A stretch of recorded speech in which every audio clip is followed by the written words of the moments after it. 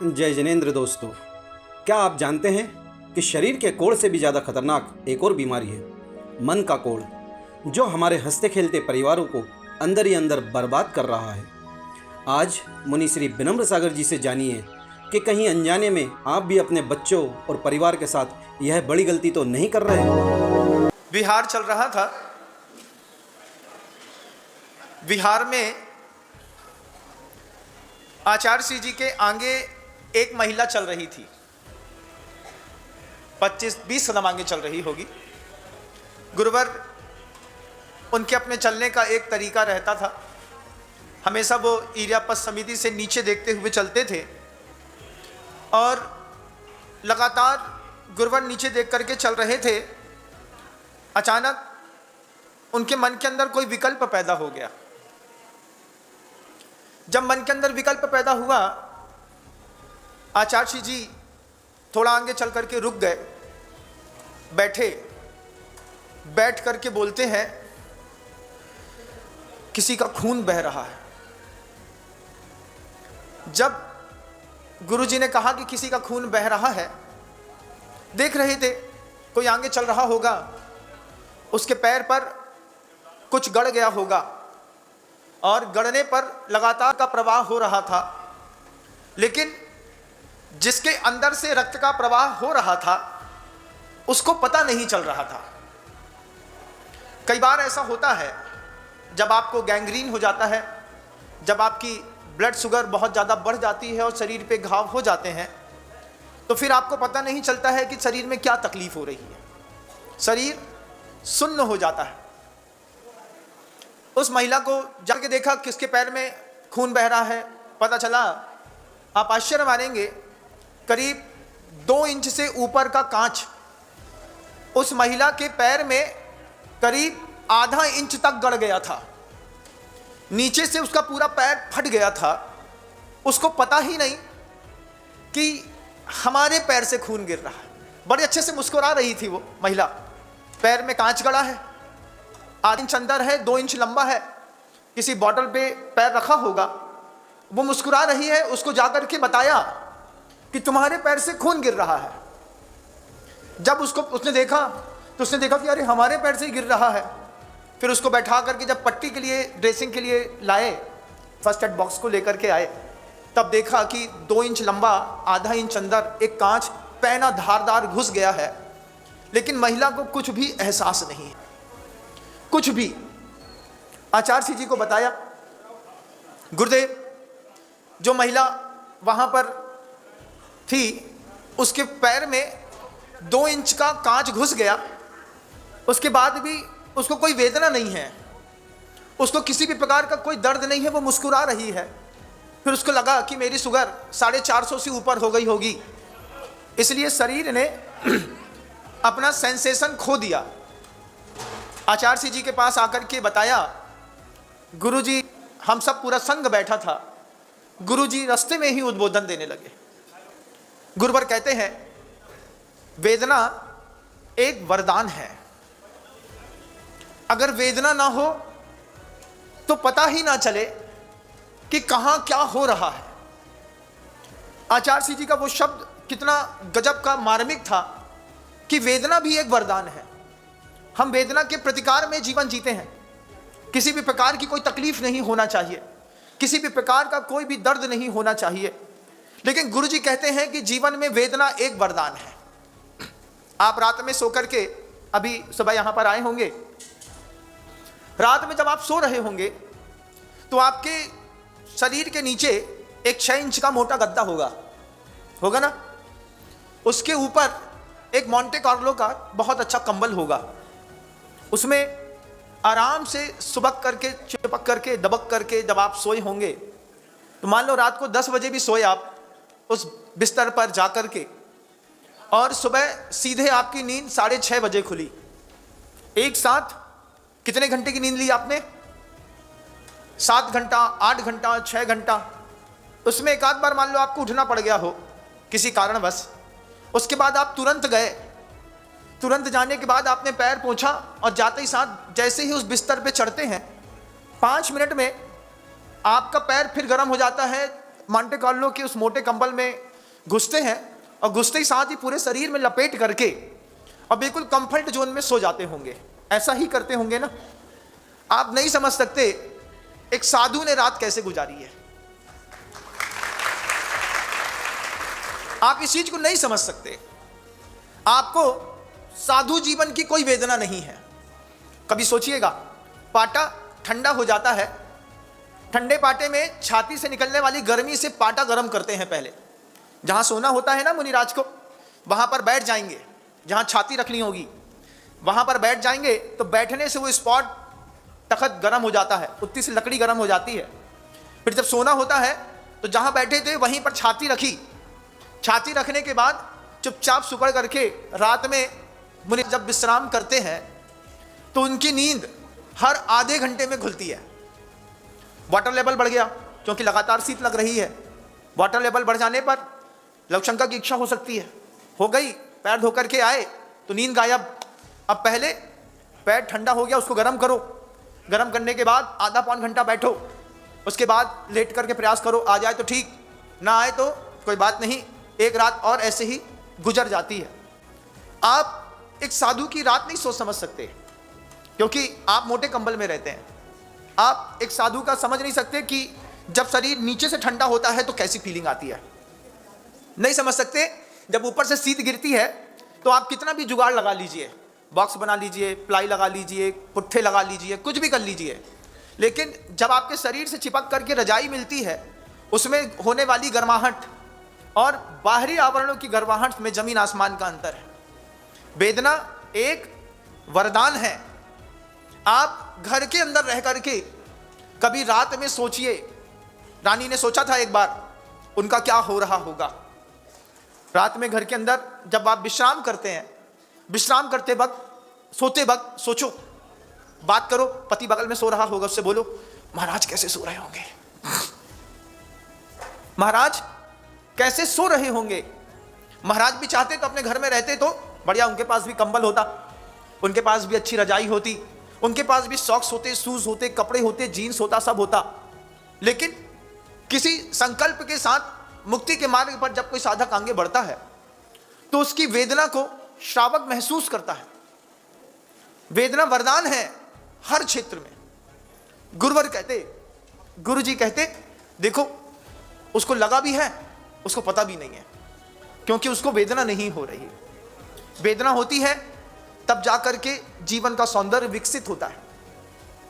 फिर गुरु जी उदाहरण दे रहे थे कि जिन लोगों को शरीर में कोढ़ हो जाता है, कुष्ठ होता है ना, कुष्ठ रोग हो जाता है, तो स्किन जो है वो सुन्न हो जाती है। सुन्न हो जाने पर उसमें करंट लगाओ, उसमें आप चींटी काटो, उस स्थान पर आप सुई घुसा दो, उसको कुछ नहीं होता, उसको दर्द ही नहीं होता। दर्द नहीं होता मतलब अपने ही शरीर में वेदना नहीं होने के कारण जीवन संशय में पड़ जाता है। जब बात गुरुजी इस तरीके की कह रहे थे तब गुरुजी कहते हैं कि कुछ लोग तन के कोढ़ी होते हैं, कुछ लोग मन के कोढ़ी होते हैं।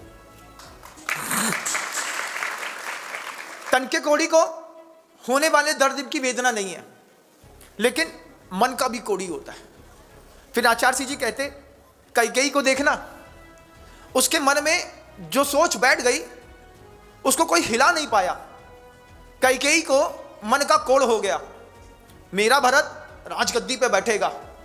वो देख रही है कि पूरी दुनिया राम को चाहती है, वो देख रही है कि सीता की पूरी अयोध्या में प्रभावना है, दशरथ राम के बिना रह नहीं सकते। लेकिन एक बार मन का कोढ़ हो जाए, उसके बाद मन की कोढ़ी को न राम दिखा, न अयोध्या दिखी, न दशरथ दिखा, न खुद का जीवन दिखा, मात्र उसको भरत और सिंहासन दिख रहा था। मन का कोढ़ी होता है कि नहीं? घर के अंदर भी कई बार हो जाते हैं, भाई भाई के बीच में मन का कोढ़ पैदा हो जाता है। उस मन के कोढ़ को भी मिटाना पड़ता है, उस मन के कोढ़ को नष्ट करना पड़ता है। विभीषण कितने सुदृढ़ थे, विभीषण कितने साफ सुथरे थे, ईमानदार थे, सत्य के प्रति आकांक्षावान थे, लेकिन कलंकी थे इस बात के लिए कि उनके साथ जुड़ गया घर का भेदी लंका ढाए। दुनिया में कोई भी मां विभीषण नाम अपने बच्चे का नहीं रखेगी। क्यों? भैया विभीषण मत रखो। विभीषण सत्य के साथ रामचंद्र जी के साथ हुए, साथ होने के बाद कुंभकर्ण के पास जाकर के कहते हैं, भैया अपने बड़े भाई गलत कर रहे हैं, बड़े भाई गलत कर रहे हैं, आप राम का साथ दो। विभीषण कुंभकर्ण को समझाने गए। कुंभकर्ण कहते हैं, विभीषण तू भले सत्य का साथ दे रहा है, लेकिन तू सत्य का साथ देने के बाद भी पूरी दुनिया में बदनाम रहेगा। क्यों? क्योंकि तूने भाई का साथ छोड़ दिया। भाई में पहले, सबसे पहले भाई की कीमत समझो। दो भाई हैं, समझो अंदर क्या वेदना होती होगी। बड़ा भाई समझे छोटे को क्या वेदना होती होगी, छोटा भाई समझे कि बड़े भैया को क्या वेदना होती होगी, क्योंकि जीवन में वेदना ही वरदान है। एकलव्य ने द्रोणाचार्य की वेदना देखी। द्रोणाचार्य का जो अंतर्भाव था वो अर्जुन के प्रति इतना गहरा था। जब द्रोणाचार्य ने पहली बार अपनी मूर्ति को देखा जंगल में, जब द्रोणाचार्य ने देखा कि एक भील का लड़का हमारी मूर्ति का सहारा लेकर के और हमसे ज्यादा अच्छी धनुर्विद्या सीख गया, द्रोणाचार्य को बहुत वेदना हुई। उस वेदना में द्रोणाचार्य ने कहा, मुझे गुरु मानते हो? हाँ महाराज मानता हूं, मुझे गुरु दक्षिणा चाहिए, आज्ञा करिए गुरुदेव।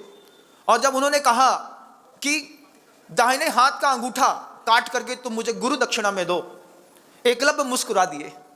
मुस्कुरा करके बोलते हैं, सोच रहे थे एकलव्य कि हाँ गुरुदेव आपको वेदना है, आपके शिष्य से ज्यादा अच्छा कोई बड़ा शिष्य खड़ा हो गया है, आपका प्रेम उसकी तरफ है, आपको वेदना है, आपकी वेदना को मैं समझता हूं, मैं आपको वेदना मुक्त करता हूं। और अंगूठा काट करके एकलव्य ने द्रोणाचार्य के हाथ में दे दिया। एकलव्य ने क्या किया? अपने गुरु की वेदना देखी। आपने क्या अपने परिवार में अपने परिवार के सदस्यों की वेदना देखी कि अहंकार में लड़ते रहे? परिवार के सदस्यों में किसी को, व्यक्ति को हो सकता है आपके कारण कोई वेदना हो रही हो और उस वेदना का आप आनंद ले रहे हो। छोटा भाई है, वो कह रहा हो भैया 2 प्रॉपर्टी पे सिग्नेचर कर दो, मेरा ये काम हो जाएगा, और हम लगे हैं, घर के हम बड़े हैं, हम क्यों सिग्नेचर करें, तू समझता क्या है अपने आप को। इसमें फूट डलती है। जब आप सामने वाले के पक्ष पे खड़े होकर के उसकी वेदना को महसूस करते हैं, फिर आपके लिए एक मार्ग खुलता है मुक्ति का। यह संवेदनशीलता मोक्ष मार्ग का पहला चरण है। आचार्य श्री जी कहते कि देखो, अगर तन में वेदना ना हो तो आदमी तन से चला जाए, मन से वेदना ना हो तो आदमी फिर मन से चला जाए। कैकेयी को कोई वेदना नहीं हुई। उसने क्रूरता के साथ दशरथ से कहा, दोनों वरदान चाहिए, मेरा भरत राजगद्दी पर बैठेगा और रामचंद्र जी को 14 वर्ष का वनवास मिलेगा। कैकेयी को बिल्कुल दया नहीं आई, क्योंकि मन में वेदना खत्म हो गई। तन की वेदना खत्म हो गई, शरीर खत्म हो गया, मन की वेदना खत्म हो गई, और लोगों के पास वचन की वेदना भी खत्म हो गई। आपने देखा, आज से 10 साल पहले जो कोई भी टीवी सीरियल्स और मूवीज दिखाई जाती थी, उसमें एक भी अपशब्द का प्रयोग नहीं होता था, एक भी। आज जितनी भी वेब सीरीज बनती हैं, आज जितने भी सीरियल्स बनते हैं, आज जितनी भी मूवी बनती है, उसमें शुरुआत ही बड़ी वाली गाली से होती है। बड़ी वाली गाली से, छोटी वाली गाली से, गालियों से शुरुआत। एक मूवी तो ऐसी बनी जिस मूवी में गालियां ही गालियां थी, और उस मूवी बनाने वाले का संकल्प था कि हर इमोशंस में एक नई गाली पैदा करेंगे, कोई भी गाली रिपीट नहीं होनी चाहिए। ऐसी भी मूवियां इस थीम के साथ बनती हैं। ये वचन के कोड़ी, जिनके पास अपने ही परिवार, अपनी ही समाज, अपने ही कौम, अपने ही देश को देने के लिए अच्छे शब्द नहीं है। अच्छा काम करेंगे तो भी अच्छे शब्द नहीं है। परिवार में भी होता होगा ना, जब आप कुछ अच्छा काम करते हैं तो आप चाहते हैं कि परिवार के बड़े लोग बेस्ट फीडबैक दें, लेकिन फीडबैक जब बेस्ट नहीं मिलता तो तकलीफ होती होगी। क्या हुआ, इतना करते हैं पिताजी के लिए, पिताजी एक बार मुस्कुरा करके भी नहीं बोले कि हाँ बेटा बहुत अच्छा किया। महिला ने खूब अच्छे से भोजन बनाया, भोजन बनाने के बाद वो छोटी सी आवाज में धीरे से पूछती है, फीडबैक चाहती है, सब्जी अच्छी बनी। जब वो पूछती है सब्जी अच्छी बनी, उस वक्त आप उसकी तरफ खड़े होकर के देखते एक बार, सुबह 7 बजे से लगी है तुम्हारे खाने बनाने को, 2-2.5 घंटे की साधना है उसकी। 2.5 घंटे की साधना के बाद जब आपके हाथ में अपना प्रेजेंटेशन किया, तब उसने धीरे से कहा सब्जी अच्छी बनी, और इतने में तुमने कुछ जवाब नहीं दिया, तुमने बेस्ट फीडबैक नहीं दिया, या फिर तुमने कमेंट कर दिया। सामने वाले का मोरल डाउन होता है। वचन का कोड़ी घर के अंदर मत बनिए, मन का कोड़ी घर के अंदर मत बनिए। इससे परिवार समृद्ध होते हैं। गिने चुने 8-10 लोग, 4-5-7 लोग, उसके बीच में अगर अहंकार आ जाए तो रामायण आप घर के अंदर लिख नहीं सकते। 2 बुरे संवाद कैकेयी और मंथरा के पूरी दुनिया में जगत प्रसिद्ध है। इनके मन के अंदर कोड़ आ गया। आपकी पत्नी ने आपसे पूछा सब्जी अच्छी बनी, आपने कितनी बार उसको बेस्ट फीडबैक दिया, आप मुझे बताइएगा कितनी बार? देना चाहिए था ना? नहीं देना चाहिए था? देना चाहिए था। आपने कमिटमेंट किया होगा अपने बच्चे से कि बेटा तुम ऐसा कर लो फिर हम तुमको ऐसा करके देंगे। आपने कितनी बार अपने कमिटमेंट को पीछे फुटबैक लिया होगा? आपके बच्चे का मन टूटा होगा ना। आपकी छोटी सी चीज परिवार में धीरे धीरे धीरे धीरे विखंडन पैदा करती है। मुझे याद है, छोटा था और सबके साथ हुआ होगा ऐसा, जब पिताजी को या घर के बड़े जिसको आप बहुत ज़्यादा प्यार करते हैं उनको किसी भी घर के या दुकान के काम के कारण बाहर जाना पड़ता है, तो छोटे छोटे जो बच्चे होते हैं वो जैसे ही देखें कि पापा अपना सूटकेस लगा रहे हैं तो बच्चा क्या बोलता है? हम भी चलेंगे आपके साथ। बोलता है ना बच्चा, बोलेगा पापा कहाँ जा रहे हैं? जबलपुर जा रहे हैं, इंदौर जा रहे हैं, नागपुर जा रहे हैं, बंबई जा रहे हैं। अब उसके पापा हैं, उसको अपने पापा से प्यार है, वो अपने पापा से कहता है हम भी चलेंगे आपके साथ, हमको भी शहर देखना है, हमको भी ट्रेन में घूमना है। उसको बड़े पापा को काम करना है लेकिन बच्चे को घूमना है। और जब बच्चे को घूमना है और आपने देखा कि अगर इसको नहीं डरकाया तो ये हमको परेशान करेगा, रोएगा, तो फिर आप उससे एक झूठ बोलते हैं। आप उससे क्या झूठ बोलते हैं? आप उसे कहते हैं हमने अपनी अटैची लगा ली है, तुम अपनी अटैची लगा लेना, ले चलेंगे तुमको भी। ये कह करके तुम दुकान चले गए, बिजनेस सेक्टर में चले गए। आपके साथ ऐसा हुआ होगा। अगर आप बच्चे हैं, परिवार में रहे हैं, तो आपने ये चीज को महसूस किया होगा। अब वो बच्चे का इमोशंस देखिए घर के अंदर जो बच्चे का इमोशंस है, आप तो बोल के चले गए, उसके जाते ही साथ वो मम्मी के पास जाके बोलता पापा ने बोल दिया हम भी चलेंगे साथ में, हम भी जा रहे हैं। मम्मी खाना बनाते वक्त समझती है कि ये जा तो रहे हैं लेकिन इसको लेके नहीं जाएंगे। अब वो मम्मी के कमरे में जाएगा, अपना बैग निकालेगा, अपना मोजा निकालेगा, अपना जूता ढूंढेगा, अलमारी खोलेगा, 2 कपड़े निकालेगा, जीन्स ये वाली अच्छी नहीं है, इसमें प्रेस नहीं है। अब पापा जब तक नहीं आए तब तक उसने 98 1 रुपया निकाल करके दुकान के पास जाकर के प्रेस भी करा लिया। ये वाला कैप रख लेता हूँ, ये वाली मैं अपने गॉगल रख लेता हूँ। उस बच्चे ने आपके एक संवाद पर 1.5 घंटे तक जिया, 2 घंटे जिया। आपने 11 बजे अपनी अटैची लगा ली, 11:30 बजे से लेकर के वो 1:30-2 बजे तक अपनी अटैची लगाता रहा। आप एंड टाइम पर आए या फिर ना भी आए, आप दुकान से सीधे स्टेशन पहुंचे, नौकर से कहा अटैची लगी होगी उठा के ले आना। अटैची धीरे से गायब हुई। बच्चे को पता चला कि गाड़ी तो 2:30 बजे जाती थी, 3 बज गया, पिताजी आए नहीं, अटैची दिख नहीं रही। उसके बाद जो बच्चे का दिल टूटता है, आपने कभी महसूस किया? नहीं किया? किया? आपके साथ हुआ कभी ऐसा? कितने लोगों के साथ? कितने लोगों ने इस इमोशंस को जिया है? हाथ उठाओ, अच्छा लगेगा। जब आपके साथ ऐसे इमोशंस में आपने जिया होगा और जब आपको बार बार धक्का लगा होगा, तो फिर धीरे धीरे धीरे करके उस व्यक्ति के प्रति जो घर के अंदर कमिटमेंट करता है और कमिटमेंट को तोड़ देता है, आदमी के अंदर एक विपरीत धारणा बनती है कि इसने हमको हमेशा दुख दिया है। आज वो छोटा है, आप बड़े हैं, कल आप और बड़े होंगे, वो बड़ा हो जाएगा, फिर वो आपको दुख देगा। घर के अंदर झूठे कमिटमेंट मत करिए। आचार्य जी हम लोग कहते थे, गुरुवर कहते थे, देखो संवेदनशीलता अगर किसी की नहीं हो, किसी की वेदना और संवेदना अगर आप नहीं समझ पा रहे हो, उसके मन की, छोटा सा बच्चा है, इमोशंस है, उसके मन में कोई भाव है कि माँ ने ऐसा कहा है तो करेगी, फिर माँ ने उसको झूठा, हमने तो झूठ बोला था, हमने तो ऐसे ही कहा था। बच्चों के साथ ऐसा नहीं चलता, ध्यान रखिएगा। बच्चे घर की और समाज की नींव होते हैं, बड़े समाज की नींव नहीं होते। बड़े तो समाज के शिखर होते हैं, लेकिन बच्चे समाज की नींव होते हैं, बच्चे घर की नींव होते हैं। और अगर आपने घर की नींव में गलत तरीके से कुछ भी फीड किया तो वो नींव पूरे के पूरे घर को गिरा देगी। आप इसको महसूस करिएगा। आपने जब भी अपने बच्चे के साथ कुछ गलत दिया, बच्चे ने एक संकल्प किया, बड़ा होने दो, छोड़ूंगा नहीं। आज वही बच्चा आपके साथ नहीं रहता। वो उस बच्चे का धीरे धीरे संकल्प, ये बच्चे किस तरीके से लाइन से डिस्ट्रैक्ट होते हैं, अभी आपने महसूस भी ना किया होगा। करिए। आपका बहुत अच्छा बिजनेस है, आपके बिजनेस, आपके पैसे, आपकी व्यस्तता से बच्चे ने अपना मन बनाया है हम MBA करेंगे, ट्रैक चेंज, प्राइस चेंज करने के साथ साथ धीरे धीरे उसको आपने एमबीए करा दिया। एमबीए होने के बाद आप साल में 1 करोड़ रुपए कमाते हैं, लेकिन आपका बच्चा कहता है हम 20 लाख में खुश हैं, लेकिन रहेंगे हम बेंगलोर में, बंबई में, पूना में, अमेरिका में, आपके घर में नहीं रहेंगे। उससे पूछो घर क्यों नहीं जाना चाहते? बोले पिता ने हमारा बचपन में बहुत शोषण किया है। बच्चे घर की नींव है, आप घर की नींव नहीं है, आप तो घर के शिखर हैं। आपकी पूरी संपत्ति उसी बच्चे को मिलेगी, आपका पूरा वैभव उसी को मिलेगा, और आपने उसी के इमोशंस के साथ खेलने का प्रयास किया। किसी भी बच्चे के इमोशंस के साथ मत खेलिए। उसके इमोशंस हैं, उसको पूरा प्रॉपर्ली आपको ट्रीट करना पड़ता है, प्रेम से बोलना पड़ता है। बेटा पापा को काम है ना, पापा काम करेंगे, तुमको कहाँ लेकर के जाएंगे, इसलिए पापा नहीं ले जाएंगे, हम तुमको घुमाने ले चलेंगे। तो माँ पिता को कवर अप करके बच्चे को इमोशंस को शिफ्ट करती है, तो बच्चे सही तरीके से डेवलप होते हैं। और जिनके घरों में इस तरीके का कोई इमोशंस नहीं रहता, सिर्फ पैसे वाली बात रहती है, पिता को पता ही नहीं हमारी लड़की कौन सी क्लास में पढ़ती है, उसको पता ही नहीं कौन से सेक्शन में पढ़ती है, रोल नंबर क्या है ये पता नहीं।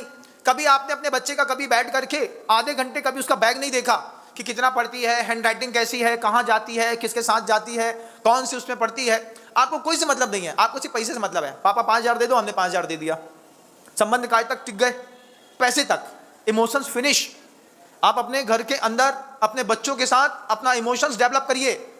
आपके बच्चे ही आपके घर की नींव है। कितना भी बड़ा आपका एम्पायर क्यों ना हो, वो संभालेगा कौन? नींव संभालेगी कि शिखर संभालेगा? एक समय आएगा, समय आ रहा है धीरे धीरे। महाराज पार्किंसन हो गया, महाराज लकवा लग गया, महाराज हार्ट 40% काम कर रहा है, महाराज पीठ में इतना दर्द है कि उठ नहीं पा रहे हैं। ये शिखर के पुरुष धीरे धीरे शिखर में चढ़ते हैं, शिखर से शिखर चंद हो जाते हैं, नीचे लौट करके नहीं आते। लेकिन नींव के लोग फिर धीरे धीरे उठते उठते फिर वो भी शिखर बनते हैं। आज आपके बच्चे जो आपके घर की नींव है, आप अपनी नींव में कैसा पानी डाल रहे हैं इस बात को आप तय करिएगा। आप अपने घर की नींव में धर्म का पानी डाल भी रहे हैं कि नहीं? सब दिया घर के अंदर रावण की लंका के जैसे सुख है, लेकिन धर्म के नाम पर कुछ भी नहीं है। आपके घर के अंदर एक की स्टैंड होगा, है कि नहीं? है ना? आपके घर के अंदर की स्टैंड तो है, एक माला का स्टैंड है क्या आपके घर के अंदर? पूछना चाहते हैं। धर्म ध्यान की सामग्री में आपके घर के अंदर एक माला का स्टैंड होता, जिसमें एक मोती की माला, एक मूंगा की माला, एक स्फटिक मणि की माला, एक चंदन की माला, एक पन्ने की माला, एक हीरे की माला लटकी रही हो। घर के अंदर 8 लोग हैं, 8 लोगों के लिए एक एक माला टंगी हो। सब लोग, महाराज जी हमारे यहाँ नियम है, हमारे यहाँ सभी लोग शाम को 7:30 बजे एक साथ बैठ करके नमोकार मंत्र की एक माला रोज देते हैं। आचार्य श्री जी के नाम की एक माला रोज हमारे परिवार में सामूहिक रूप से फेरी जाती है। ये धार्मिक संस्कार छोटे उम्र से नींव में आपने कुछ डाला कि नहीं? नहीं डाला महाराज। क्या डाला? हाँ बेटा क्या चाहिए? पैसा चाहिए, ले तेरा बाप बहुत पैसे वाला है, तू खा ले, तू रख ले, तू रख ले, तू रख ले, ठूस दे। बाद में वो भी कहेगा क्या चाहिए तुमको? पैसा चाहिए, ये पैसा हमने तुम्हारे ऊपर कितना पैसा खर्चा किया, एक बात में जवाब दे देगा। बिल बताओ, पेमेंट करते 1 CR, ये 1 CR पकड़ो, हमारा टंटा छोड़ो। जब बच्चे इस तरीके का फीडबैक देते हैं तो हमको बुरा लगता है। क्यों? क्योंकि हमने बच्चों को सही तरीके से ट्रीट नहीं किया। बच्चे परिवार की नींव हैं, बड़े परिवार की नींव नहीं है। बड़े तो परिवार के शिखर हैं, वे शिखर तक चढ़ गए, अब वो शिखर से नीचे नींव नहीं बन सकते। लेकिन बच्चे ही अपनी नेक्स्ट जनरेशन में शिफ्ट होंगे। जब वो बड़े होंगे तो उनके पास क्या वो चीज भी होगी जो आपके पास थी या आपके पास है? महाराज हमने ऐसा सोचा ही नहीं। कि आपने सोचा नहीं, और अपने ही बच्चे को आपने कितनी बार मेंटली टॉर्चर किया है। तुम गधे हो, तुम 1 नंबर के सुअर हो, तुमसे कभी कुछ हो नहीं सकता, तुम मूर्ख हो, तुमसे कभी कोई काम अच्छे से नहीं हो सकता। ये एक छोटा सा बच्चा अपने फैमिली मेंबर्स से अपने ही घर में कितनी बार सुन चुका होता है। आपने भी कितनी बार सुना होगा, मैंने सुने सैकड़ों बार। बोलते जब मैं गुरुदेव के पास पहुंचा तब गुरुदेव ने हमसे कहा तुम में भगवान बनने की सामर्थ्य है, तुम इस बात को ध्यान रखना। माता पिता तो यही बोलते रहे तुमसे ना हो पाएगा। आचार्य जी बोलते थे जो तुमसे हो पाएगा वो दुनिया में किसी से ना हो पाएगा। जब आपको अपना मोरल वैल्यूज बदलना होता है तो फिर आपको अपना बाप भी बदलना होता है। हमने अपना बाप बदला। 20 साल तक कोई और था, उसके बाद हमने अपने पिता का नाम बदल करके आचार्य विद्यासागर जी महाराज रख दिया। क्या हुआ महाराज? जिंदगी में अगर उठाव चाहिए है तो फिर आपको अच्छे पिता का सहयोग चाहिए। ऐसा पिता नहीं जो सिर्फ आपको भोजन देता हो, कपड़ा देता हो, पैसा देता हो, लेकिन कोई धार्मिक सिद्धांत नहीं देता हो। आपने कब अपने बच्चे के साथ किसी सिद्ध क्षेत्र पर जाकर के एक शांति विधान किया, आप मुझे बताइए? आपको याद भी नहीं होगा, क्योंकि आपको लगता नहीं है कि बच्चे के साथ इस तरीके से टाइम एक्सपेंड करने पर बच्चे के अंदर भावनात्मक रूप से वो जबरदस्त प्रभाव पड़ सकता है। जिन परिवारों में फूट है, जिन परिवारों में जनरेशन गैप है, उसमें सबसे बड़ी बात, सबसे बड़ा कारण बस यही है कि परिवार के लोगों के बीच में, एक दूसरे के बीच में धर्म नहीं है। पिता पुत्र के संबंध है, लेकिन दो के बीच में धर्म नहीं है। इससे आपका बच्चा कभी आपका हो नहीं पाएगा। बहुत सारे परिवार ऐसे, 2 दिन 3 दिन की छुट्टी मिली, चलो महाराज जी के पास, चलो तुमको एक क्षेत्र घुमा लाते हैं, चलो तुमको यात्रा करा देते हैं। बच्चा बचपन से देख रहा है महाराज जी, बचपन से देख रहा है, छोटी सी बच्ची देख रही है, माता जी सिद्ध क्षेत्र, ये क्षेत्र, वो क्षेत्र। अब बच्चा संडे में पूछता है कि पिछले संडे अपन वो वाले क्षेत्र गए थे, इस संडे कहाँ जाएंगे? बच्चा पूछ रहा है कौन से क्षेत्र गए थे, अब कौन से क्षेत्र जाएंगे? और एक बच्चा पूछ रहा है कौन सी मूवी देखी थी पिछले संडे, इस बार संडे कौन सी मूवी देख करके जाएंगे? आपका बच्चा कैसा फीडबैक दे रहा है? आप खुद तय करिए, आप खुद बताइए, क्योंकि माता पिता ने जैसा फीड किया होगा बच्चा उसी तरीके का रिस्पॉन्स करता है। एक वेदना वरदान है, इस बात को दिमाग में रखिए। लेकिन आपके वचनों के कोड़ी होने पर, मन के कोड़ी होने पर, या काया के कोड़ी होने पर आप दूसरे की संवेदनशीलता को कभी समझ नहीं पाते। आचार्य जी बहुत संवेदनशील थे, उन्होंने सबकी वेदना को समझा। जो लोग उनके चिंतन पे आते, गुरु जी कहते अगर कोई मेरे चिंतन में भी आया है तो उस चिंतन में आए हुए व्यक्ति का दुख दूर करना मेरी जवाबदारी है। कोई चिंतन में आ जाए और उस चिंतन में आए हुए व्यक्ति का दुख दूर करने के लिए कोई संत अपना पुरुषार्थ करने लगे, क्या गजब की चीज होती है। आप देखो तो एक बार आचार्य जी ने उसी चिंतन पर आकर के इतनी बड़ी बड़ी गौशालाएं रखी। धम्मो दया विशुद्धो दादा गुरु ज्ञान सागर जी महाराज कहते थे। आचार्य जी के मन में बार बार दया दया शब्द घूमता था। फिर गुरुवर ने कहा इस दया की शुरुआत कहाँ से होगी? तो जीवानम रखनो धम्मो, इस सूत्र को सार्थक किया उन्होंने बड़ी बड़ी गौशालाओं का निर्माण की प्रेरणा देकर के। आदमी अगर मान लीजिए उसका स्वास्थ्य ठीक नहीं है, आप उसको कितना भी समय सार पढ़ा दो, वो कभी भी कोई भी धर्म की पुस्तक नहीं उठाएगा। ऐसा हुआ एक बार, एक गांव में आग लग गई। गांव में आग लगी तो वहां पर एक साधु पहुंच गए। अब गांव के लोग पानी से आग बुझा रहे थे। आग बुझी जैसे तैसे तो पता चला कि गांव में प्लेग फैल गया। अब प्लेग फैला तो फैले हुए प्लेग में लोग पटपटा करके मर रहे थे। साधु पहुंचा, पहुंच करके बोलता है हमारे पास समय सार है, हम तुमको समय सार सिखाते हैं, हम तुमको बताते हैं आत्मा कैसी होती है, हम तुमको बताएंगे गुणस्थान क्या होता है, हम तुमको बताएंगे कि ऊर्ध्वलोक में कितना विस्तार है, अधोलोक में क्या क्या भरा हुआ है। मैं तुमको बताता हूं कि मध्यलोक कितना बड़ा है, कितने राजू प्रमाण है। वो बार बार अपनी पोथियों का ज्ञान लेकर के जिस नगर में घुसा, उस नगर के एक भी व्यक्ति ने उसकी किसी भी पोथी को कोई तवज्जो नहीं दी। वो सोचता है मैं इतना बड़ा ज्ञानी, मैं इतना बड़ा पंडित, कोई मेरी बात को सुन भी नहीं रहा। वो पूछता है कोई मेरी बात को क्यों नहीं सुन रहा? एक आदमी आकर के सामने से कहता है सुनो बाबा जी, यहां पर तुम्हारे समय सार, पंचास्तिकाय, गुणस्थान, मागण स्थान की कोई कीमत नहीं है। यहां पर लोग प्लेग से मर रहे हैं। अगर प्लेग से बचने की कोई दवा हो तो बताओ, उस दवा को लेने अभी तुम्हारा पूरा गांव आ जाएगा, लेकिन तुम्हारा समय सार सुनने अभी कोई नहीं आएगा। पहले हमको स्वस्थ करो, पहले हमारे शरीर की रक्षा करो, उसके बाद हमको ज्ञान दोगे तो हम ज्ञान ले सकते हैं, लेकिन पहले तो हम अपना शरीर बचाएंगे। ये बात गुरुवर ने जब हम लोगों से कही, उसके बाद हमने गुरुवर से पूछा कि गुरुदेव तो फिर क्या? पहले धर्मात्मा लोगों की रक्षा होती रहे, इसलिए केंद्र बनाकर के भाग्योदय तीर्थ की स्थापना करी, अस्पताल की। क्या है ये भाग्योदय हॉस्पिटल क्या है? कि पहले तुम अपने शरीर को स्वस्थ कर लो, शरीर से स्वस्थ हो जाओ, सामने मंदिर है, वहां पर जाकर के फिर सोचो कि आत्मा क्या होती है। बीमार शरीर में कोई धर्म ध्यान नहीं होता बंधुओं, स्वस्थ शरीर में धर्म ध्यान होता है। कोई बीमार व्यक्ति धर्म ध्यान नहीं कर सकता। ये एक वेदना थी, आचार्य जी ने समझी। आप किसी की वेदना समझते हैं क्या? समझते हैं क्या? नहीं समझते। आप किसी की वेदना नहीं समझ पाते। ठंडी आ गई ना, इस ठंडी में जठराग्नि 40% ज्यादा भोजन मांगती है। आपने कभी सोचा कि आपके यहाँ का वर्कर जो काम कर रहा है, उस वर्कर के परिवार में 7 लोग 6 लोग रहते होंगे, ये 6 लोग जो हैं इनको 40% इतनी जठराग्नि बढ़ गई होगी, तो 4 महीने के लिए हम अपने 4 जितने भी वर्कर्स हैं उनको 1-1 हज़ार रुपये महीना एक्स्ट्रा देंगे ठंडी के दिनों में, जिसमें वो ज़्यादा अनाज खरीद करके अपने शरीर को स्वस्थ रख सकें। ऐसा कभी आपने विचार किया क्या? नहीं किया, क्योंकि आप ऐसा सोचते नहीं हैं। गर्मी में जो पतले फुलके खाते थे, अब बाजरे के मोटे खिचड़े पर आ गए। अब खिचड़ा खा लो महाराज, लड्डू खा लो, ये खा लो। अब उतने ही पैसे में जो वर्कर काम करता है वो अपना परिवार कैसे चलाएगा? चलाएगा कि नहीं चलाएगा? चलाना तो है, उसकी मजबूरी है। उसको भी कुछ खाने को ज़्यादा चाहिए ना। आपको खाने को ज़्यादा चाहिए कि नहीं? ठंडी में आपकी जठराग्नि बढ़ी कि नहीं? बढ़ गई। आपके वर्कर की भी बढ़ गई। आपने सोचा 1,000 रुपये महीना भी एक्स्ट्रा अगर इसको दे देते हैं ठंडी के 3 महीने के लिए, तो ये सोचेगा, बोले ये विंटर वैकेशन है, 3 मंथ के लिए 1,000 रुपये की आपको प्रॉफिट बढ़ा दी गई है। इतने में जब वो वर्कर आपसे कभी पूछेगा कि सेठ ठंडी में तुम हर साल 1,000 रुपये क्यों बढ़ा देते हो, और जब आप उससे कहेंगे कि हमारे गुरु महाराज ने कहा था कि ठंडी के दिनों में भूख तेज लगती है, उसमें अतिरिक्त ईंधन की जरूरत पड़ती है, भोजन की जरूरत पड़ती है, तो अतिरिक्त भोजन के लिए तुमको अतिरिक्त राशि देंगे, नहीं तो तुम्हारा परिवार कैसे चलेगा। आप एक बार उसको बोलेंगे, बस एक बार बोलेंगे ना, वो नौकर, वे कर्मचारी कभी भी आपको धोखा देकर के नहीं जाएंगे, कभी नहीं जाएंगे। लेकिन तुम अपने लेबर रखे भी हो, अब उसको ठंडी भी लग रही है, उसको भूख भी बढ़ी है, उसको परिवार भी चलाना है, तो फिर वो चुराता है। स्क्रैप के धंधा करने वालों के स्क्रैप चोरी जाते हैं। कुछ नहीं करता, वो छोटा सा लोहे का टुकड़ा उठाएगा, उठा करके ऐसा फेंकेगा तो नाली में उस तरफ गिरेगा, फिर वो 2 दिन बाद वहां से उठाएगा।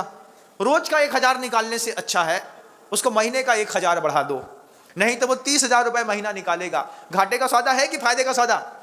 आप कुछ सोचिए, विचार करिएगा। क्योंकि जिन भी कर्मचारियों के मत्थे आप अपना व्यवसाय छोड़ते हैं, वे कहीं ना कहीं तो अपने परिवार को मेंटेन करने के लिए पैसा निकालते होंगे। लेकिन अगर आप उसको सीपीएस को पॉइंट को लिख को लॉक कर दें तो हो सकता है आपका भी पैसा बच जाए। लेकिन ऐसा विचार हमारे अंदर नहीं आता, क्योंकि हमको दूसरे की वेदना नहीं लगती। आपको अपने बच्चे की वेदना नहीं लगती, आपको अपने पिता की वेदना नहीं लगती, आपको अपने परिवार की वेदना नहीं लगती, आपको आपके गुरु की वेदना नहीं लगती। आपके गुरु की भी कोई वेदना होगी, गुरु भी क्या सोच करके लगे होंगे। सोचो, आज जब मैं यहां पर बैठ करके उद्बोधन दे रहा हूं, आचार्य भगवंत ने पूरा का पूरा साधुओं का सिस्टम बदल दिया। पहले जमाने में वो साधु आते थे जो बूढ़े ठाड़े होते थे, घर में कुछ नहीं होता था, खाने को कुछ नहीं होता था। आचार्य भगवंत ने परिभाषा बदली। सीए, सीएफए, एमबीए, डीएम किए हुए लड़कों को उन्होंने दीक्षा देकर के मुनि बनाया, चार्टर्ड अकाउंटेंट्स को मुनि बनाया, डॉक्टर्स को मुनि बनाया, बड़े घर के खानदानी घड़कों को लेकर के उन्होंने मुनि बनाया, और साथ में रख करके 10-10, 15-15, 20-20 साल रख करके गोल्ड मेडलिस्ट थे हमारे मुनि श्री पुनीत सागर जी महाराज। सिविल इंजीनियर्स में महाराष्ट्र में गोल्ड मेडलिस्ट, उनको मुनि बनाया। चलो बनो, एक महाराजा के खानदान के उनके नवाजे थे, उनको मुनि बनाया। बोले आप भी चलिए। आचार्य जी ने परिभाषा बदली। आज खानदानी घर के बड़े बड़े अच्छे लड़कों को साधु बना करके गुरुदेव ने यहाँ पर बैठा और बैठा दिया। बैठाने के बाद वे उनको कुछ भावना भी दे गए। आज वे बच्चे लगे हैं अपनी भावनाओं को, गुरु जी की भावनाओं को पूरी करने के लिए, क्योंकि उनको भी एक वेदना दिखाई देती है। गुरुवर जिन शासन को जिस तरीके से उन्नत करना चाहते थे, उसी तरीके से समूह में धीरे धीरे करके जोड़ना पड़ता है। जोड़ करके लोगों को प्रेरणा देनी पड़ती है। प्रेरणा देने के साथ ही सबसे जिन शासन जीवंत हो, जयवंत बना रहे, इस मंगल भाव के साथ लोगों के अंदर प्रभावना करनी पड़ती है। कोई खाने खिलाने वाले साधु नहीं, ये सब सिर्फ जिनेंद्र भगवान के मार्ग को ऊंचा करने के लिए आपको प्रतिदिन प्रतिपल प्रेरणा देते हैं। लेकिन आपको अगर वेदना होती हो तो, क्योंकि जब उस महिला को हमारे ही पैर में पत्थर कांच गड़ा है, हमको वेदना नहीं है महाराज, आपको वेदना ही नहीं है तो कोई बात नहीं, फिर आप तन के, मन के और वचन के कोड़ी हो सकते हैं। जिन शासन को देख करके आपको वेदना होनी चाहिए कि जहां और अच्छा किया जा सकता था, मैं कर सकता हूं लेकिन मैं कर नहीं पाया। तीर्थ क्षेत्रों में जाइए, कहीं भी दुनिया में कुछ भी थोड़ा बहुत ऊंचा नीचा दिखे, जेब में पैसा हो तो उसको सही करके आ जाइए। कभी आपने ऐसे प्रयोग नहीं किए होंगे, क्योंकि किसी ने बताया नहीं महाराज। मंदिर जाते हैं, मंदिर में रोज देखते हैं कि पैर पोंछने वाला जो, क्या कहते हैं उसको, पायदान कहते हैं ना, वो जो पायदान है वो सड़ गया है, खराब हो गया है। तो आप क्या करते हैं, आप मंत्री से बोलते हैं, कहा मंत्री जी पैसा नहीं है क्या बैंक में, एक पायदान बदल देते। आप मंत्री को बोलते तो हैं, लेकिन आपको यह नहीं लगता कि हम ही अपना 50 रुपए लगा करके एक नया पायदान रख दे। मंदिर सबका है ना, सबकी जवाबदारी है। मंदिर गए, जाते साथ देखा पूरे मंदिर में चावल बिखरे हुए हैं। अब मालिन को बुला करके मालिन झाड़ू लगाएगी, वहीं पर जाकर के पहले थोड़ा देख लेते हैं दरवाजे के आसपास कहीं झाड़ू पड़ी है, हम ही लगा देते हैं। भगवान का मंदिर है, हमारी जवाबदारी है।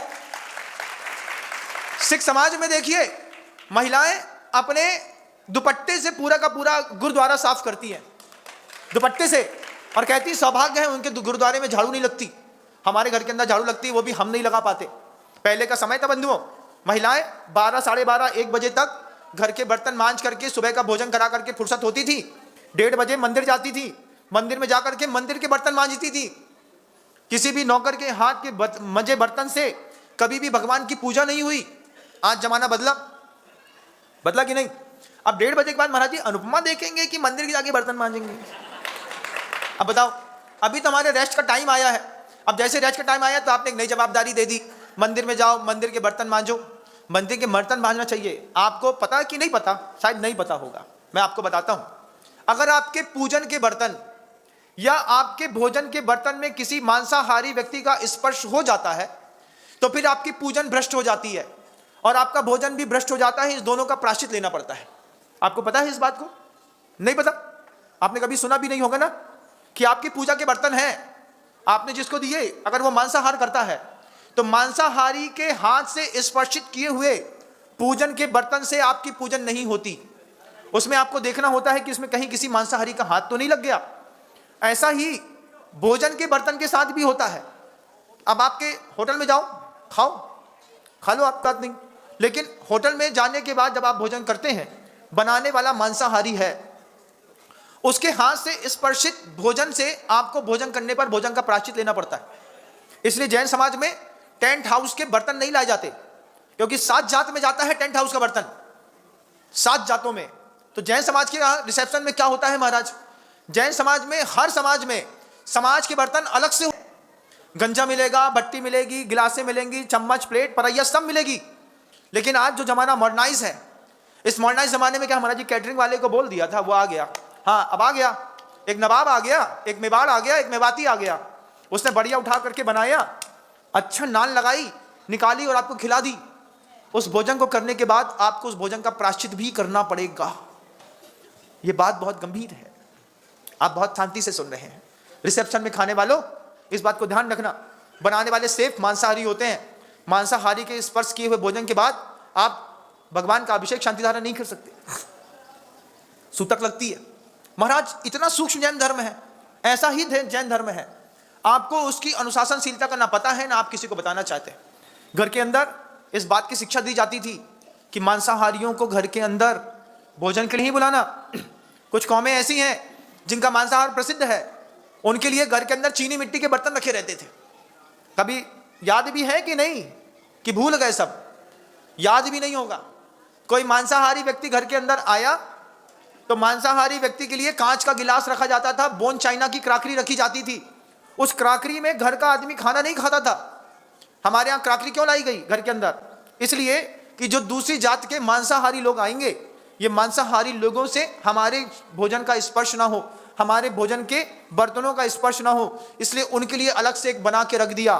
उसी में उनको भोजन कराया और काम वाली बाई से कहा मांझ करके वहीं पे रख देना, इस तरफ मत लाओ। घर क्या होता था महाराज? घर के अंदर होता था, घर के अंदर घर के बुजुर्ग को चांदी के बर्तन में भोजन कराया जाता है। जो भी घर का बुजुर्ग है उसके लिए 1, 1.5, 2 किलो चांदी का बर्तन बना लो, उससे बर्तन में, चांदी के बर्तन में भोजन। महाराज हमारे यहाँ तो स्टील में करते हैं। आप करते हैं, लेकिन क्या होता है मैं आपको बताता हूँ। अगर आपके घर के बुजुर्ग इष्ट हैं आपको, आप उनके मौत की भावना नहीं करते हैं, तो अगर मरने की चिंता है तो कोई बात नहीं, खुद ही सोच रहे हैं कि हमारे पिताजी कब मरें, तो फिर कोई दिक्कत नहीं। लेकिन अगर आप चाहते हैं परिवार का सदस्य व्यवस्थित बना रहे, तो बच्चे का, परिवार के लोगों का कर्तव्य है, अरे पैसा वाले हो तो घर के अंदर वैभव तो दिखाओ। घर के अंदर चांदी का बर्तन, 2 थाली, 4 कटोरी, गिलास, जग ला करके रख दिया, पिताजी इसी में भोजन करेंगे। पत्नी से बोल दिया। उससे महाराज जी, जब आप ऊंची धातु में भोजन रख करके भोजन करते हैं तो धातुओं के संसर्ग से भोजन की शक्ति और ऊर्जा में परिवर्तन आता है, जिससे आयु कर्म की उदीरना भी रुक जाती है। यह भी एक निमित्त है, लेकिन हमसे ना हो पाएगा महाराज। हमने कब कहा कि तुम करो, लेकिन जिसके पास सामर्थ्य है वो ऐसा कर सकता है, करता है। मुझे याद है जब हम लोग बीना बारा में थे, तो बीना बारा में पीछे माली रहता था, विष्णु, जो हम लोग की धर्मशाला थी, तो हमारे खिड़की से उसका कमरा दिखता था। तो वो जितना भी द्रव्य बिकती थी उसकी, उससे हर हफ्ते 1 किलो चांदी खरीदता था। आज जब चांदी 2.25 लाख पार हो गई, तो हम सोच रहे थे कि बिष्णु के पास कितनी चांदी होगी, क्योंकि उसका एक ही काम था। उसने जब कभी भी मंदिर में चौमासा हुआ गुरु जी का, चौमासे में वो माली दुनिया भर से नारियल, दुनिया भर से छिटके, दुनिया भर से चावल दाल जो भी चढ़ रहा है सब उसी के हिस्से का। उससे हमने पूछा, विष्णु इतने का क्या करते? बोले भैया कुछ नहीं करते महाराज, अभी 3 किलो चांदी का करधन ला करके पत्नी को दे दिया है। अब ये क्या है, उससे क्या होगा? बोले बहुत अच्छा है, 3 किलो चांदी का करधन दे दिया। अब जब मैं चला जाऊंगा अपने काम करने, तब पत्नी जो है उस करधन को कमर में डालेगी, फिर आईने में जाकर के देखेगी, फिर खुश होगी, हमारा पति हमको बहुत चाहता है, 3 किलो चांदी का करधन ला के दिया। हमने कहा इससे क्या होगा? इससे महाराज पैसा सुरक्षित रहता है। पैसे को चांदी में बदला, पैसा सुरक्षित करके महिला के हाथ में दे दिया। अब ये पैसा कभी गुम नहीं सकता। मैंने कहा फिर क्या होगा? बोले जब जरूरत पड़ेगी चुपचाप चांदी का करधन उठाएंगे, दुकान में बेचेंगे, पैसा खड़ा करेंगे, काम कर लेंगे, लेकिन देंगे घर के अंदर चांदी। उसके घर में कितनी चांदी होगी जितनी तुम्हारे घर में नहीं होगी, क्योंकि गरीबों के यहाँ वास्तव में उन्हें कभी सोने पे इंटरेस्ट नहीं रहा। उन्हें हमेशा चांदी खरीदी, चांदी बेची, चांदी पे काम किया। दिमाग का खेल आप नहीं कर सकते। आप अपने बुजुर्ग के लिए सोचो, कभी आपके नाक के नीचे से चांदी 3,000 रुपए से होकर के 2.25 लाख तक पहुंची। जब तुम छोटे हो गए 5500, मुझे 5500 की चांदी याद है कि 54, 5500, 4800 से याद है मुझे चांदी का बढ़ना देखा। आज 2.25 लाख पे देख रहे हैं। अगर आपने जीवन में कभी भी घर के अंदर 2-4 चांदी की थालियां, गिलास, लोटे, थाली रखा होता, तो जितना आपने रखा होता उसमें आप एक नया मकान बना सकते हैं। आज चांदी की कीमत इतनी बढ़ गई, लेकिन हमारे मन में आया नहीं महाराज कि घर के बुजुर्ग कभी चांदी के बर्तन भी खा सकते हैं। अभी भी मौका है। चांदी जब 7 लाख पार हो जाएगी, फिर तुम बोलोगे महाराज जी आपको कैसे पता था कि महाराज जी चांदी 7 लाख पार होने वाली है। लगातार जो बच्चे अमेरिका जैसी सिटियों में काम करते हैं, उनसे मेरे संपर्क रहते हैं, वे संदेश देते रहते हैं पूरे ग्लोबल मार्केट में शटडाउन चल रहा है। जब पूरे मार्केट में शटडाउन चल रहा है, तो कुछ लोग लगातार चांदी को जंप करा करके, अभी बस एक करेक्शन आना बाकी है, 240 से थोड़ा सा करेक्शन होगा, फिर जंप मारेगी। हो सकता है लोग मिलकर के चांदी को बिटकॉइन बना दें, और जिस दिन चांदी बिटकॉइन बन गई तो 7 लाख रुपए किलो जाना पक्की बात है। ऐसा भी हो सकता है। महाराज तो खरीद लें क्या? हम खरीदने और बेचने की बात नहीं कर रहे हैं, हम बस इतना कह रहे हैं कि चांदी की थाली में अपने पिताजी को भोजन करा करके आप उनकी ऊर्जा का भी संवर्धन कर सकते हैं। वेदना एक बहुत बड़ा वरदान है। आपको किसको देख करके होती है, एक बार बताइए? किसी को देख करके वेदना होती है कि नहीं?